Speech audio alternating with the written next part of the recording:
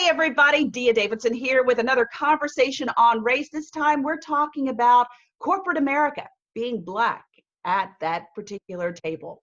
Joining me now is Nick Rowe. He's the president and CEO of Kentucky American Water. Nick, thanks so very much for taking some time out of your busy schedule to join us. Thanks, Dia. Good morning. Good morning.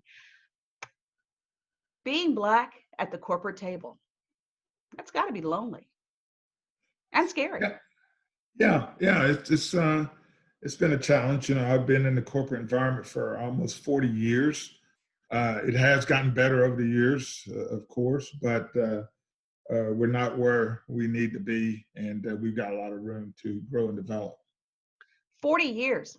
When you look back over the history, your history, what have been some of the biggest successes, challenges, failures that you've seen in the corporate structure here in America? Well, just the perception.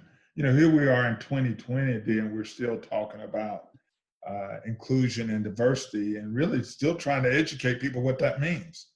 So even now, in this day and time, we're still trying to educate that inclusion and diversity is not a quota system. It's really giving people an opportunity to grow and develop with an organization. It's sort of, to me, diversity is like fishing. You go out and you fish and you pick the best fish, and sometimes it's a white male, sometimes it's a Black female, sometimes it's a Hispanic male, who knows, but you pick the best fish and you get the best fish, and that's all inclusion and diversity is. But even in 20 years later, it's an educational process. And I've been in this corporate workspace for about 40 years, and thinking about, as a young engineer starting with American Water, and how lonely that was. So I really try to work hard now as we move new minorities into roles to try to mentor them inside the organization and outside the organization, those that I meet in communities that we serve. I've moved around the country in so many of our American Water properties. We're in about 46 states, and we're in 16 regulatory states, and I've managed and led in most of those states. So it gives me a chance to kind of give back a little bit and try to make it a little bit easier so that folks get to see someone that looks like them and let them know that there's a way forward for them as well. Engineering, that was probably lonely when you were in school too. Talk to me about your background. Yeah, well, I grew up in Bowling Green, Kentucky, where I met my wife of 37 years, Tyra. And so she was my high school sweetheart. So we've been together quite a long time, and moved around the country, started with CSX Corporation in their engineering department. And you're talking about lonely, traveling the coal fields of Eastern Kentucky and Southern West Virginia. Imagine that, a young Black engineer. Some scary times. I would call my dad every day and tell him where I was going. He said, "Well, I don't know where that is." And I said, "Hey, just write it down on a piece of paper, because if I don't come back, you need to know where I've been." So, I think about that today, and think about, majoring in engineering, and how, again, you're kind of by yourself pretty much. Not a lot of young African Americans major in engineering. And, here years later, I've got two daughters who are engineers, as you know, and, they started out and got their bachelor's, and both have their master's from Georgia Tech, which is one of the top 5 engineering schools in the world. So I think about that today. And then both of my son-in-laws are both engineers.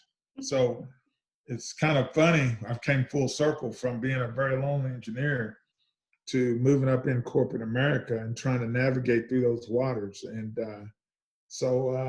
I'm in a good place now, but I really would encourage more minority kids and young adults to get involved in the STEM fields of science, technology, and engineering, because there's great opportunities there. And I did not stay in engineering long. I moved right into corporate roles and kind of moved up through that side of the organization, which gave me opportunities to advance through that process.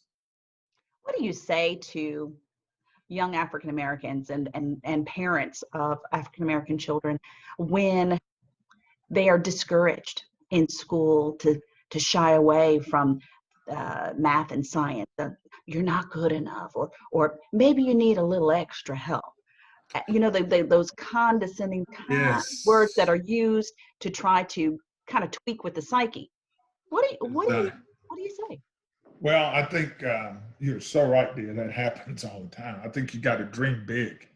And these kids today, I always tell them, hey, dream for reach for the stars. If you don't reach the stars, you're going to grab something that's probably going to be pretty substantial.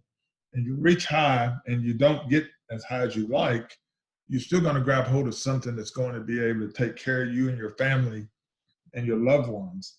And try to surround. I tell young adults, surround yourself with positive people and people who are dreamers like you. You know, as a young engineer in Huntington, West Virginia, where I started with CSX, and then I surrounded myself with some older African American guys who were in the banking business, who were in the postal service business. A guy who ran the postmaster who was in Huntington.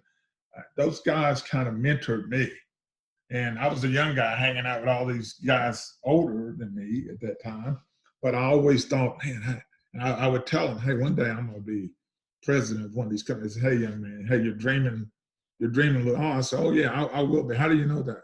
So I know it will be. But, you know, generationally, it was really tough for even those guys who were great people who couldn't see that happening then, whereas I saw myself there at a higher level because they had not reached that executive level. And I encourage the young folks to dream big, and I encourage our kids to do that. And I tell you, the unconscious bias that we have in America today is real. You know, and one of the things our company's doing is we start every meeting with a safety message, and then we have a inclusion and diversity moment for whoever's leading that meeting. It doesn't matter what level you are, it doesn't matter if you're white, black, Hispanic, doesn't matter. You start with a diversity moment because it helps educate America, which is what we really do. And that's why the racial tensions going on in America today is so challenging, is because people don't know how to have that dialogue. It makes people very uncomfortable. And the bias is there, you know, and I tell the story about Ebony, my basketball player, and you know, she's a young engineer. She's 28 now, but she was playing for Middle Tennessee. She's a freshman. She's 6'1". She goes to practice early in the morning, and then she's got a warm up on to get to 8 o'clock class. She walks in the classes all males, you know, mostly white, some from foreign countries or whatever the case may be, and in engineering. And they say, and she sits right up front. And we taught our girls sit right up front. Mm-hmm. So you asked me what I tell the young folks, sit right up front. And they said, hey, you're in the wrong class. Well, she's an attractive lady, 6'1", you know, she's modeled a little bit. She came out of the Dunbar math science program locally here in Lexington. And she said, no, I'm in the right class. Well, these guys start saying, well, this is advanced physics. Well, I know. I still think you're in the wrong class because she's got on this basketball warm-up. So think about the bias there. Black, 6'1", female, and a basketball player. You've got to be in the wrong class. Back to your point about telling kids you're in the wrong place. She said, no, trust me, I'm in the right place. Well, Ebony was offended by that. Of course, she worked extra hard and got her first test score. And she said, hey, how'd you guys do? You know, she's a fighter, you know. And right. She did pretty good. She had a 90-something. She said, these guys, and all of a sudden they want to study with her. Well, you know, 4 years later, Ebony graduates as a basketball All-American and an academic All-American. So think about the bias. Dia, back to your point, as a freshman, you're in the wrong class.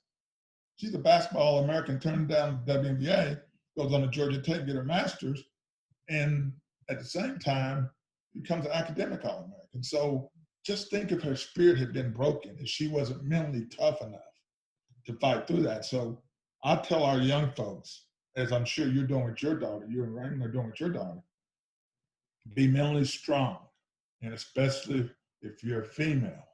And if you're a Black female, you got to be even stronger, because there would be folks that will try to take your joy from you. You've got to be mentally tough enough to push through. So I like to give examples and stories because those are real lives of bias, unconscious bias that people have that don't even know. Spiritually strong too. Yeah, yeah, Yes. yeah. Yes. But Kentucky American Water isn't your only hat that you wear. Besides being husband and dad and president CEO, let's talk about the chamber. Yeah, yeah. You I'm running chair. things. You Yeah, running things, yeah. Mr. Rowe. Well, I don't know how much I'm running, but people say I run things around my house, Dia. But guess what? My wife says, yeah, you run the vacuum cleaner, you run the dishwasher. That's about all you run. But I've always been involved in the community and never sought out a lot of community activities that folks have came to me. So I've been blessed by that. So I'm currently chair of the state chamber, and we're really taking a strong view on racial inequalities around America. And Ashley Watts and I, the CEO there, are working through getting together a report on what that looks like. And we've engaged some people around the Commonwealth. And, we just want to make our businesses better. It's really simple to me, Dia. We should look like the communities we serve. We've American Water, like I said, we're all around the country, and our CEO says, hey, our workforce, our leadership should look like the communities we serve. So if you've got a certain minority population in that community, you should look like that. You should reflect that. And as you are looking for candidates, and so I'm asking the business in the Commonwealth to do the same thing, as you're seeking qualified candidates, make sure you reach out and have a diverse pool of candidates so that you can pick the best fish in the sea, because if you don't, somebody else is going to pick them. It's not a quota system. You're not doing anybody a favor by saying, okay, I've got to hire one female for this, two blacks for that. That's not what we're talking about. We're saying give those applicants an equal opportunity so that they can then have that opportunity to grow and develop like everyone else. And so we're trying to take a strong view of our how our chamber looks as well long term. So it's a great time in America to see a movement of people thinking differently. And the reason I'm somewhat hopeful in this time is that I see so many people of non-Black, non-brown engaged in this discussion there. Gives me hope when I see the young white kids out protesting and taking a stance and saying Black Lives Matter.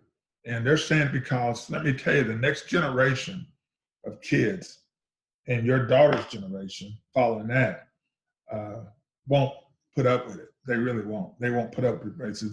They don't waste time and energy on it. They're just trying to take care of their families and have a good life, which is what most people in America want. Unfortunately, we still have people in our country who are not there yet, and I see it every day, and it's a shame that we're still talking about the George Floyd's and Breonna Taylor's and those type of issues. But if we don't talk about them, we'll never make a change. So I think every business has a responsibility, and every leader has a responsibility to make a difference in his or her organization. So it doesn't stop at one company or it's individually. What are you doing to make a difference and make your organization better? What grade would you give Kentucky right now?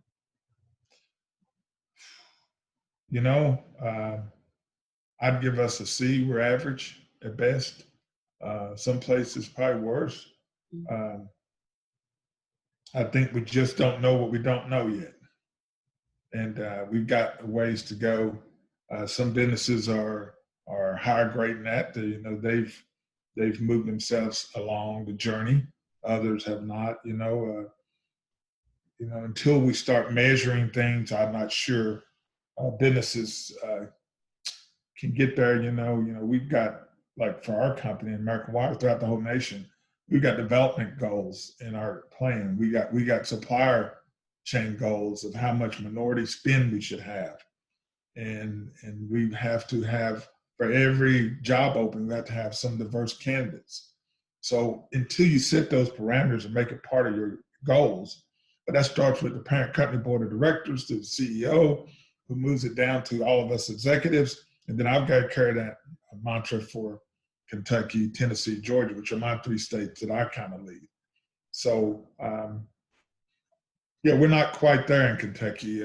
We've always been kind of I'm a Kentucky native, but we've always been kind of a laggard. We've always kind of been slow to react. And Lexington's a great place to live, but we got a long ways to go. This, I guess, would be sort of another reason that we need to have diversity at the table, because we can have more voices and have people who will speak up. Would you agree? And help to push this agenda?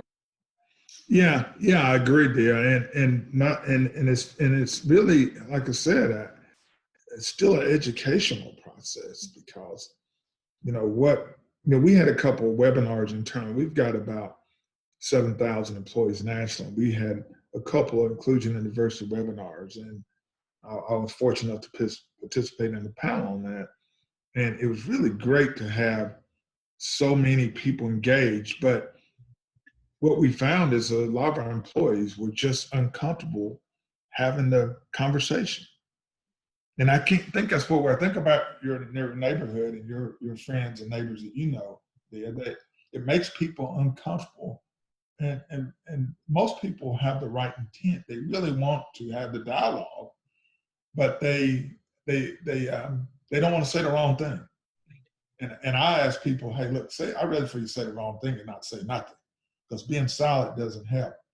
And I need you to speak up, because when I speak up as a Black man, sure, you're going to say that. Dia Davidson Smith speaks up. People say, sure, she's going to speak up. She's a Black female. But when a white male speaks up, it's really pretty powerful, and say, that's just wrong. We got to make a difference here. So I'm trying to encourage folks in our company, to speak up.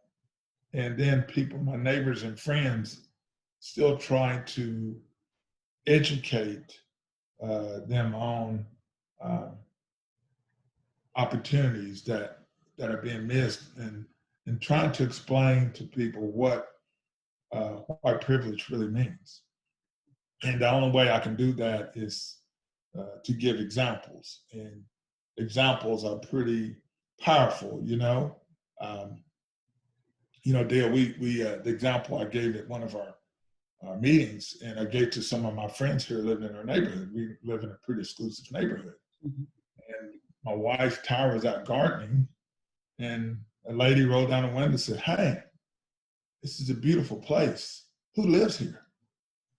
So, and I explained to my friends and my neighbors that I golf with on the weekend, I said, would anybody stop in front of your house and ask your wife who lives here? They would assume that they live there. So it just shows you how far our gap still is in America. And of course, my wife says, well, I live here, this is our home. Mm-hmm. So, the right thing to say was, hey, ma'am, I love your home. Her answer could have been, if she was a gardener, saying, I wish it was my home, but right. I'm the gardener. But don't assume that. So, when we talk about Lexington, Kentucky, you ask how far we got to go. We've got to go quite a ways because, and I just told my wife, just think about if we had the same home, probably in Atlanta, Georgia, nobody would probably never thought that. Because you have so many people of color who are doing things in the right way and involved. And so it's just an educational process, and it's a long journey, unfortunately. And you think about the great ones that have come before us who gave me and you these opportunities, like Congressman Lewis, who just passed, and think about what he went through. And for folks like me and you to have this opportunity today, we wouldn't be here without the work that him and Dr. King and many others have done. but yet we've got so far to go. But we are going to need help from people of non-color to change. We can't do it alone. It's just impossible for us to do it alone. And that's And that's the beauty. It's been a collective effort really from has. the beginning. Yeah, it really has been. That's what gives me some hope, is that it has been a collective effort with so many people of different backgrounds, and people come to me saying, hey, my kids were protesting in Philadelphia. My son are protesting in Atlanta. And these are people of non-color. So it gives me hope that when their kids are saying, Dad, Mom, this is just wrong. This ain't an issue for me, other than the fact this is right or wrong. And I think, when you look at where we are with the racial tensions, the pandemic, the economic discourse with, 40, 50 million people unemployed, this is not a partisan issue. This is I always say, to me, this is just a viewpoint of where you are personally, my own values, treating people right, and old school work ethic that my parents taught me, and meet people where they are. It's not a partisan issue. It's not a color issue. It's a human decency issue. And that's where we are in America right now. And that we've got to have more dialogue, and we've got to bring people slowly into that discussion. And go back to the original respect for one another and genuine caring for one another. I think that's what we're missing. Why is that so hard, Dee? I don't get that part. That's the part I don't understand. Well, it really isn't. It really isn't that hard. It's just, sadly, I don't think that America has dealt with her race issue until now. It's always been percolating under the surface. But now, because of cameras, phones, yes, yeah, where people are seeing it, and you can't deny when you see it right in your face. And so I think go ahead, I'm sorry. Oh no, so I think we're just now at that moment when America, she has to deal with it, because how we deal with it now will dictate what our collective future as Americans look like. No, I think you're right on. I think you're spot on, and I think companies are going to be dealing with it. I love the fact that so many companies are taking a strong stance on inclusion and diversity, because it's the right thing to do. I grew up in pretty humble beginnings, and in Bowling Green, my parents didn't have a lot, but God, they taught us to treat people right and meet people where they were. And there were no racial jokes in my house about people of non-color, whatever. It wasn't acceptable. We didn't have a lot, but you weren't going to do that. I don't know why that's so hard. And then we get into today, this mask debate, and it just frustrates me, because if I don't want to wear a mask, although I got mine on all the time, we have a mandatory mask policy in our company nationwide. But if I'm entering into an environment where you're at there, I'm going to respect your space. So even if I didn't believe it, I'd put it on just because I want to respect your space. I don't know why that's so hard, but we've turned it into a debate around partisan issues. And it's just, like you said, it's just a decency and integrity issue. And to me, it's really simple. At the end of the day, here's my measuring stick of success. People measure success in a lot of ways. Some people talk about how much money they got, and I say, well, money doesn't make you really happy. Does it make things easier? Sure. But when you get on your deathbed, or with COVID or whatever the case may be, nobody remembers how big your house is. Nobody knows what type of car you drove. They remember how you treated them as an individual, and your character and your integrity. They don't remember all the other stuff. And there are people passing every single day that have a lot of material things, but sometimes they lose their soul. And as in corporate America, I've always said, in American Water, I've worked for 9 CEOs, but I never forgot I worked for the master CEO. So that's been my mantra. That's been my safe place, my safe haven. And guess what? Things have worked out.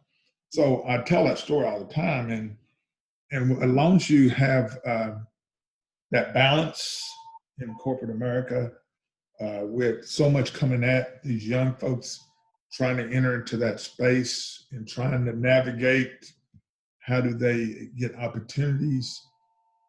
I always told my daughter, just remember, there are more good people in America and in this world than there are bad people. There really are. Sometimes it doesn't feel like it, but there are really more good people. When you meet that person who's maybe have racial tensions or whatever the case may be, pivot your head a few degrees and you'll find somebody who's pretty doggone decent. And it I'm gonna may tell be, you, you're a pretty yeah, doggone decent man. You and your yeah, wife and your family, just incredibly good people. And I'm so grateful that you all have passed my way in this yeah, life. And I pray the same, that you feel the same about me and my family. yeah, I Nick, do. You and Ray the same way with what you guys have done, and the time that you take with your daughter, the way you nourish your mother, that's what people are going to remember.